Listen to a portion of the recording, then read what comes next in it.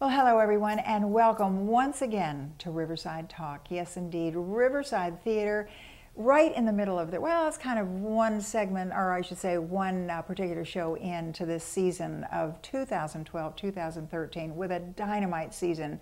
But how can you get any better than Funny Girl? And that's what we're going to be talking about. We have three members of the cast with us in this edition of Riverside Talk. Let me welcome, first of all, Brian Ogilvie.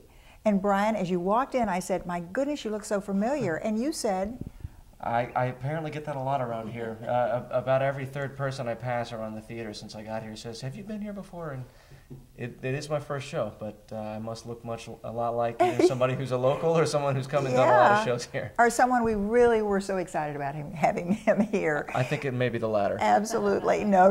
It was wonderful to have you here. And of course, really to realize that many of you have been here so many times. I'm going to have you pass that mic down to Susan, and is it Cella? Cella. Susan Cella, just like Italian name. Yeah.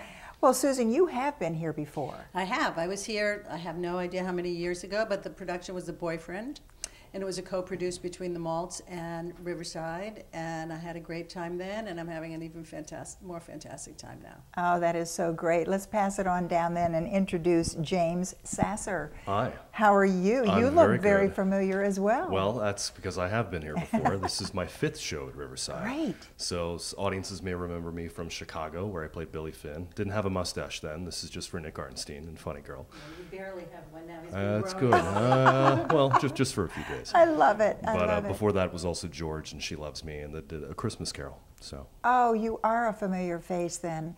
Well, I'm going to have you keep the mic down there for just a moment and talk to me a little bit about your, really kind of a backstory about you yourself, when you became involved in theater, and where's your home?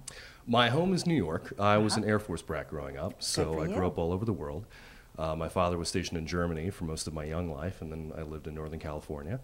Started doing theater at a very, very young age and moved to New York for college and stayed there, and have been fortunate to do Broadway, off-Broadway, originated a number of roles. I also have another side of my career because I also have a career on the operatic stage. Oh. So I've sort of gone back and forth between musical theater, Broadway, and opera for a number of years. And very recently, I jumped the table and have started writing and producing, and have been working on a new musical called Cuba Amor, which is a Florida-Cuban story, and we just had our first reading of that last September. So I'm kind of diversifying the portfolio theatrically, if you will. Is that not exciting? Do you think maybe you would open your show here? I would love to. If, all right, we'll talk to Alan South Cornell. Florida audiences and Alan, yeah, absolutely. Whoa, yes. Well, you know what I was going to say is, have you ever done voiceovers? Well, obviously I you have. Listen to this, a beautiful, beautiful voice. Well, we are so happy to have you here. And what part do you play? I play Nick Arnstein, Fanny Brice's husband. Fanny Brice's husband, and we're going to get back to you in just a moment. Yes. Oh, look at that. Oh, golly.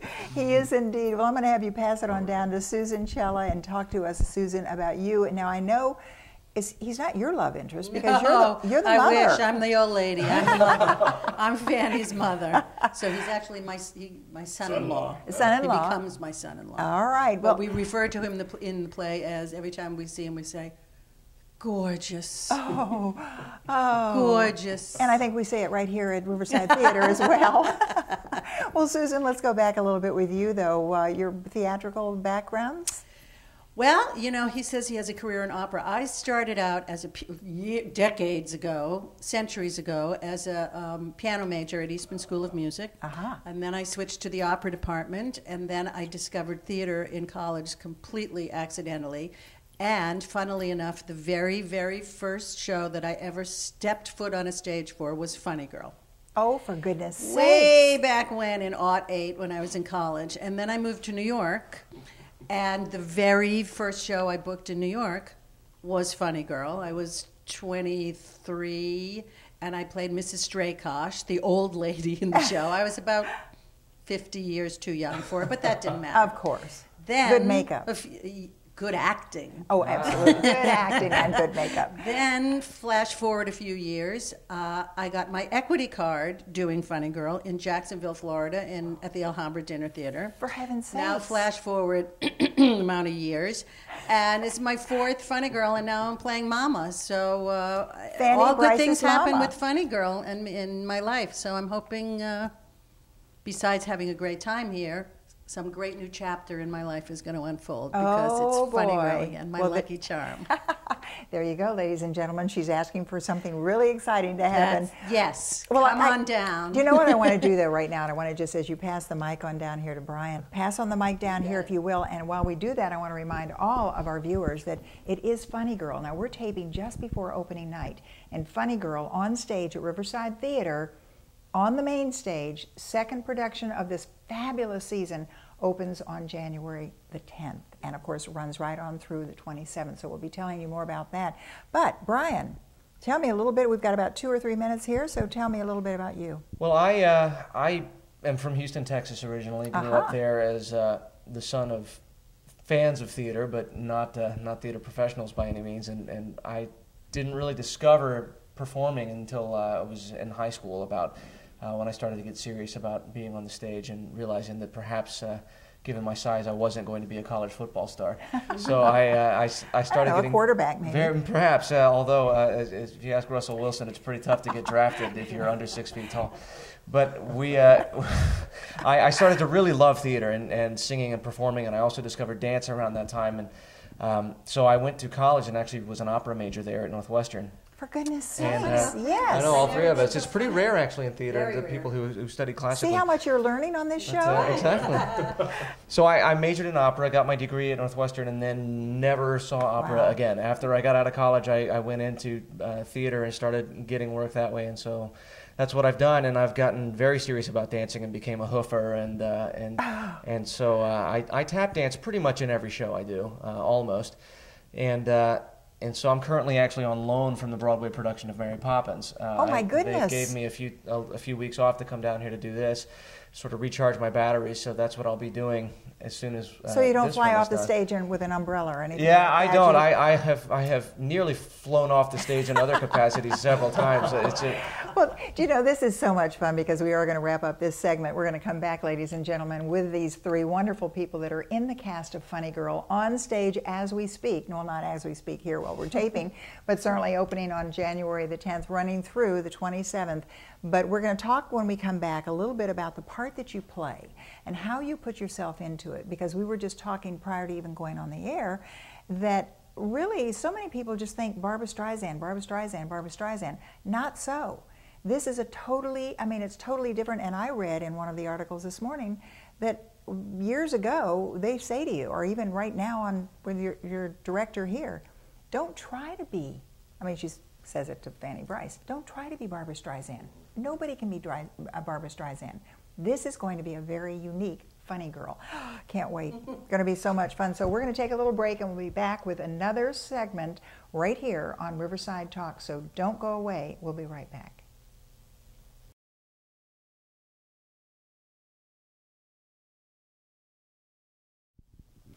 Well, welcome back, everyone. And as I promised, how many actors and actresses are in Funny Girl? About 30, I think. Thousands. About 30. It's a large cast, but I think we actually have about 30. Wow. Well, we have 3 of them right here, as I promised. They did stay, and it is Funny Girl we're talking about on stage, and of course, as you're watching this on stage right now, because you have an opportunity right on up through the 27th to get tickets to Riverside Theatre's Funny Girl, the second of the season. Absolutely. If you don't have your season tickets, you need to get those as well. But a fabulous dynamite season for this year. But these 3, it's so much fun talking with you. And Brian Ogilvie, I want to talk a little bit more about you and the part that you play in Funny Girl. And if there is one thing about Funny Girl that you think our viewers don't know, what would it be? Well, I play Eddie Ryan, who's Fanny's longtime friend and collaborator. He's her dance director, and in my interpretation of the role, has a long-held flame for Fanny, which, because she ends up marrying Nick, never gets requited. But that's sort of a through line for me. But you know, if you've seen the movie of Funny Girl, which I actually haven't. But if you've seen it, Eddie Ryan, I don't think is included in the movie. It was a role that's in the original Broadway production, and when they transferred it to film, they really wanted to play up the love story between Streisand's character, Fanny, and Omar Sharif's character, Nick Arnstein, and so they really focused on that, and they pared away anything else that didn't have to do with that. And so that's one thing that you may not know about the show, is that it's actually a lot more complex than the way it's been portrayed in film. And this is a true story, or it's based around a true story. Fanny Brice is a real person who was the largest star in vaudeville and in the Follies at the time, in the early 1900s and on through the 20s. Just a huge, huge star at the time. And so it's a fascinating story to see what she's able to accomplish. It has to be a fascinating role for you to play as well. It is. I love this role, actually. It's a fun role. Musicals. This musical came out in 1964, and a lot of the musicals at the time that were coming out were very light on the book, on the script. And this is one that really took it seriously, the writing of the script and the libretto, and we actually have scenes to play, and it's fun. As an actor, you just book musicals from that time. They don't often give you that opportunity, so it's a really fun chance to get the opportunity to act and be serious in a scene and that has layers and emotion. So when we sit out there in the audience, we can really kind of relate. We can look at this and we can remember when we first did see it on screen or on Broadway, and we see something totally different. It's totally different because you have that prerogative, do you not, as a director, to really put your own self into it. And Absolutely. especially when you weren't even in the movie. Yeah, exactly. That's luckily I don't have any performance that I feel I'm beholden to, because this not having been in the film and my never having seen a stage production, I can really just take this script and make it of my own. And I'm sure you guys can talk about as well, with the compressed rehearsal process we have here. We really had about 8 days between when we first got here to when we had a run for all the designers. And with that process, you really do have to bring a lot of yourself to the role. You have to come in with very strong ideas about who this character is and how you, as an actor, connect to it emotionally, physically, because there's not a whole lot of time to try and fail with a bunch of other ideas. You really have to just bring your full self to it and That's dive in. so much fun, though, because as you say, and it's probably different every night. That's what live theater is always about. You can put something different into it. Susan, what about you as far as putting yourself into the fourth time that you've been? Well, it's the fourth time I've done the show, but the first time I've played Mrs. Brice, and it's a gem of a role because I get to play a nice Jewish mother from Brooklyn, so I get to use a little bit of an accent, which I always love. And the story traces Fanny from when she's a kid in vaudeville, and then her rise with the Ziegfeld Follies, and then her marriage. But Mama is in it the whole time too, helping her along and also chastising her a little bit about her behavior at some times. What's so great about our production, it starts at the top. Our director, Jimmy Brennan, is so prepared, especially in the shortened rehearsal period, and also allows all of us actors to bring ourselves to the role, as Brian was saying. And in the case of Courtney, who plays Fanny Brice like no one else I've ever seen, she is just awesome. Wow, now hearing that from you, you've seen 4 different... Well, plus, actors are the worst critics for other actors. I was going to say. We try to be supportive, but we're also usually very judgmental. She is awesome, and she plays the role. It has nothing to do with Barbra Streisand. Just like if somebody's playing Dolly, it should have nothing to do with Carol Channing. Right. It's what's on the page and what the actor brings to the script to make the character come to life. And when I tell you, she sings like nobody's Does she business. sing people? She certainly does. You're going to cry and scream at the same time. She is funny. She is real. You love her from the beginning, and you just get it. She helps all of us because she really tells the story. She brings us all in, and I'm so thrilled to be working with her and so proud of my daughter. See, this is what I love, and to hear another actress talk about another actress. And it just really brings it all home, because it seems to me, because Susan, you have to be dynamite in it as well. I can tell that. Oh, well, you're very kind. I hope so. You are indeed. As we say in Fiddler, from your mouth to God's ears. I hope that's true. But I just wanted to reiterate, it really had to do with the process. I mean, we could have had a director who said, no, you have to say it like this, or you have to do this. And Jimmy just gave us freedom to explore, and then he fine-tunes. And but that's allowed in theater. Well, it's the ideal. That's what we all hope for. That we're not dictated by somebody saying, no, it has to be done like this. So poetic because then it's not licenses- truthful, you know what I mean? Yeah. This way, every night, as you say, it will be different, but it will always be truthful and really happening for real. Oh boy, got to wrap this up because we're going to come back and we're going to talk to James Sasser when we come back. But I have to say, when we also come back, Susan, I want you to tell me one thing that you think nobody out there knows, other than the fact that Courtney is fabulous. Absolutely. Absolutely. We'll be back, everybody. Riverside Theatre, Funny Girl on stage right now. We'll be right back.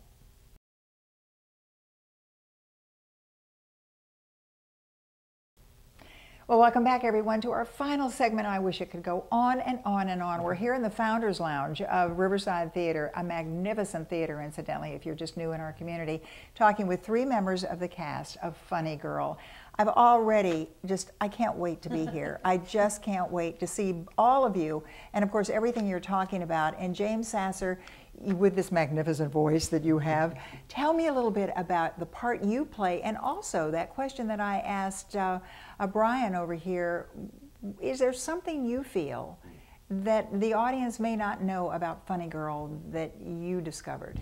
Well, I play Nick Arnstein, Fanny Brice's husband, and it was made famous by Omar Sharif and in the original Broadway production by Sid Chaplin, Charlie Chaplin's son. So what's interesting for me, and going back to something Brian said earlier, was that a lot of the true story was pared away in the movie. So what I love about the script for Funny Girl, the Broadway show, is that there's really sort of 2 stories that get told. There's the story of Fanny and her career, but then there's the story of Fanny and her private life. And you really get to know her struggle of trying to maintain both the career and being a star. And then also the relationship she has, both with her mother, with her friends, but also really with Nick. And here were 2 very strong personalities together, that they were like a chemical combustion. You never really knew what was going to happen with the 2 of them. But does that work out in the end? What do you have to sacrifice for yourself in order to make a relationship like that work? But their romance is really kind of one for the ages. And it's what my joy with a role like this, because Nick could come across just like a con man or a charmer or a seducer, but he has so many more layers and levels than that. And tagging on your comment about this is really one of the best written scripts, both from an acting standpoint for me in this sort of golden age of Broadway theater. Yeah. The characters are fully fleshed out, and to have that as an actor is really just a joy to perform. What about the thrill of working on stage at Riverside Theatre with people like Ken Clifton and some of these wonderful individuals? This is my 4th show with Ken. Ken's our music director, and a phenomenal. You just wait until you hear this orchestra, this like band. we have been given a gift. It's not even like a job. That's how fantastic. Do you know how lucky really is. I hope everybody out there in Indian River County that watched this, everybody in the whole world that watched this show, realize how lucky we are to live here, because we hear it from you guys all the time about how great this is. This truly is one of my favorite theaters to work at in the country, just because the level of the cast, the level of the creative team, the band, and it's a joy to come to work every day and be able to tell this kind of story with this level of investment from people. And you're a little bit closer to the ocean now than you are in New Absolutely. York, right? A little bit. All right, so let me ask Susan, I didn't ask you, what is the one thing you think people don't really know about this show? I would say the one thing people wouldn't expect to get from it is the fact that Fanny Brice was an extraordinary woman for her time. And she's real. Well, she's a real person. it's a real lived, story. But I mean, what she accomplished in her lifetime, women did not. There were not women comedians. She was like the first comedian. She did slapstick. She did characters. And she broke through. She was a little Jewish girl from Brooklyn, and she did vaudeville, and then she made it to the Ziegfeld Follies, and then she came up with her Baby Snookums character. There were no Carol Burnett's or Lily Tomlins then. What is the date of the original? Early 1900s. Okay. So How's the set? How's the set? The set is unbelievable, and you will not be able to count how many gorgeous costumes there are. One is more beautiful than the next, satin and cut velvet, and then the beautiful bride number with headdresses up to the ceiling. So you get to see a story, you get to see the Ziegfeld. Oh, that's Mrs. Brice's way of saying Ziegfeld. She calls him Florence Ziegfeld, but he was really Florenz Ziegfeld. And is this really Ron Wisniewski? Yes, it is. I had to get that name in there. That's right. They're going to hear tunes that they forgot that they knew. You know, Such people as? being People is the famous one. And you said I'm going to cry because it's so beautiful. You're going to cry, but then they might know our song, which is "Who Taught Her Everything She Knows," where we take the credit. Oh, go ahead. I taught her everything she knows. I'm not going to give too much away. Oh, see, I love that. I know. Oscar sales get so mad at me when I try to get you all to sing. And I thought, oh, maybe we did it. You may also remember the song "Don't Rain on My Parade." Yeah, oh, which yes, is yes. Very famous one from the score, which Courtney Balance sings incredibly. What about dancing? Any dance? Well, here, I'll Tap dancing to die for. I get it easy in the show because Nick Arnstein is not a hoofer, but this guy right here is one of the most phenomenal tap dancers you'll ever see. But you're wearing, what have you got on here? Oh, okay. No, those are his off-duty shoes. He's got to rest his feet. And also, I have to say that the ensemble in this cast is just unbelievable. The dancers, I mean, our Ziegfeld Follies girls, you will not see more beautiful dancers. So there's anywhere. dance, there's music, there's acting, there's improv. This is the full you're package. Really putting Absolutely. It, yeah. And You'll so laugh, you'll cry. For real, though. For real. And have such a grand time. And remember, it is Riverside Theatre, and it is their second production of this magnificent season that they have here with these fabulous actors and actresses that come all the way from Texas, New York, and Broadway. New York now, all New York. Yeah, but you started out in Texas. We love to go back. And because where were you born? I was born in Japan, actually. Oh, Tokyo. there you go. Yeah. All right, Japan, New York. Boston, just north and of Boston. There you go. I mean, this is what it's all about. And then, all right, tell me very quickly then, you came into Riverside Theatre, you've been here quite frequently, this is your first time. What do you think about the theater? This is one of the most beautiful regional theaters I've ever had the chance to work in. The remodel that they've done recently is stunning. It's a gorgeous lobby. The actual theater space that we're in is really one of the most well-utilized spaces that I've seen around the country. With a fully functional fly space and lots of wing space. It's an incredibly well-utilized space, and it's beautiful, and this area is lucky to have something like Riverside. And I have to just add, the patrons are phenomenal. They interact. They came and fed us between rehearsals the other day.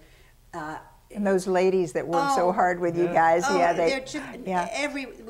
we're treated so well as actors, and then we get to work in this beautiful place. That's why I'm so happy to hear all of this. And I have to tell you, because James, did you have one last thing you wanted to say? Because I know we haven't really sent it down there that much. Oh, just it was largely just about the community here. I mean, good. This is the kind of ideal working conditions that you hope for, and even in New York, a lot of times you lose that sense of being part of a family. Okay, we got 30 seconds. All right. Favorite song? Favorite song in the show? I have to say "People" for me. I'm going to say "Who Are You Now?" Ooh. I think I have to agree with Sue. "Who Are You Now" is probably my favorite. Is this not fun? I mean, this is Riverside Theatre, Vero Beach. Can't get any better than that. Break a leg. Thank you. Thank you very much. All right. Hope you enjoyed this edition of Riverside Talk, and don't miss Funny Girl on stage right now. We'll see you next time.